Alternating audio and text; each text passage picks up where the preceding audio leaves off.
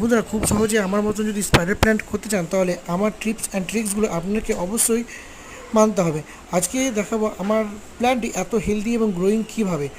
বন্ধুরা, আমি গাছে যা খাবার দিই আপনারা যদি সেম খাবার দেন বা তার কাছাকাছি একই রকমের বা একই ধরনের খাবার দিতে পারেন তাহলে আপনার গাছেরও গ্রোথ খুব ভালো হবে, এটা শিওর। কারণ গাছে যদি পর্যাপ্ত খাবার না থাকে গাছ কিন্তু হেলদি হবে না। গাছে খাবার দেওয়ার আগে আপনারা অবশ্যই মাটির গোড়াটাকে আলগা করবেন এবং দুই পাশ থেকে আলগা করার পরে এক মুঠো খাবার দিবেন। এক মুঠো খাবার মিক্স খাবারে আমি কি দিচ্ছি, হাড় গুঁড়ো, শিংকুচি, ডিমের খোল, ডিমের গুঁড়ো এবং জৈব দানা দিয়ে তারপরে মাটি দিয়ে ঢাকা দিবেন। গাছের গোড়ার মাটি যদি আপনি আলগা করেন তাহলে গাছে যেমন শিকড় ডেভেলপমেন্টে সাহায্য করবে এবং গাছে অক্সিজেন পৌঁছাবে এবং খাবারগুলি মাটির নিচে থেকে খুব তাড়াতাড়ি পচন হয়ে মাটির সঙ্গে মিশে যাবে এবং গাছকে বেনিফিটেড করবে।